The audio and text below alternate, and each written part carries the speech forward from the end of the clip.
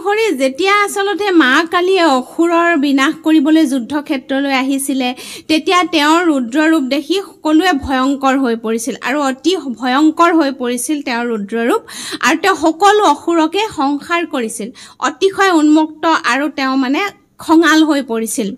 তেওঁৰ এই ৰূপত সৃষ্টিৰো বিনাশ হ'ব পাৰিলেহেঁতেন সকলো দেৱতাই ভয়ত কঁপি উঠিছিলে তেতিয়া ভগৱান শিৱয়ে নিজৰ প্ৰিয়া কালিক শান্ত কৰিবলৈ এটা উপায় বিচাৰিলে তেওঁ কি কৰিলে যে পথৰ মাজতে শুই পৰিলে যাতে কালী মায়ে তেওঁক গছকি পায় এতিয়া জানো যে ৰক্তবীজ কোন আছিলে আচলতে ৰক্তবীজ আছিলে ব্ৰহ্মাদেৱৰ পৰা এটা অতি ভয়ানক বৰদান পাইছিলে তেওঁ ব্ৰহ্মাৰ পৰা এটা ভয়ানক বৰ পাইছিল তোৰ এটা টোপালো যদি মাটিত পৰে তেতিয়া সেই টোপালৰ পৰাই নতুন এজন ৰক্তবীজৰ জন্ম ল'ব অৰ্থাৎ যেতিয়া কোনোজনে তেওঁক আঘাত কৰিছিল তেওঁৰ ৰক্ত যদি মাটিত পৰে তেতিয়াহ'লে নতুন নতুন ৰক্তবীজৰ সৃষ্টি হয় এইদৰে আচলতে অসংখ্য হাজাৰ হাজাৰ ৰক্তবীজৰ জন্ম লৈছিল আৰু যুদ্ধ অবিৰত চলি আছিল যেতিয়া দুৰ্গা মায়ে ৰক্তবীজৰ সৈতে যুদ্ধ কৰিছিলে তেতিয়া প্ৰতিটো আঘাততে হাজাৰ হাজাৰ নতুন নতুন ৰক্তবীজৰ জন্ম ল'বলৈ ধৰিলে আৰু পৃথিৱীত ৰক্তৰে ভৰি পৰিছিলে তেতিয়াহে কালী মায়ে আহ্বান কৰা হৈছিল যে কালী মায়ে যুদ্ধক্ষেত্ৰত আহি যেতিয়া দুৰ্গা মায়ে ৰক্তবীজক আঘাত কৰিছিল তেতিয়া কালী মায়ে তেওঁৰ সকলো ৰক্ত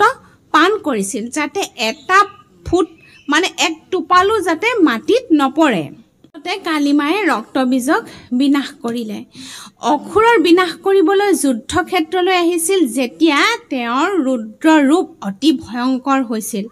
তেওঁ সকলো অসুৰকে সংহাৰ কৰি অতিশয় উন্মুক্ত আৰু তেওঁ অতি খঙাল হৈ পৰিছিল তেওঁ এই ৰূপত সৃষ্টিৰো বিনাশ হ'ব পাৰিলেহেঁতেন সকলো দেৱতা কিন্তু ভয়ত কঁপি উঠিছিল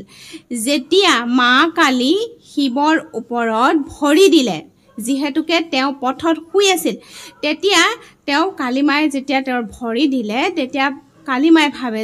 যে মই কি কৰি পালোঁ তেওঁ হঠাতে বুজিলে যে যিজন মহান শিৱ যিজন তেওঁৰ স্বামী তেওঁক আচলতে তেওঁ ভৰি দি পালে তেতিয়াই তেওঁ আচলতে নিজকে লজ্জিত হ'ল আৰু নিজকে আফসোস হ'ল যে মই কি কৰিলোঁ তেওঁ তেতিয়াই আচলতে জিভা ওলাই পৰে বাহিৰলৈ ওলাই দেখা পাওঁ যে মা কালীয়ে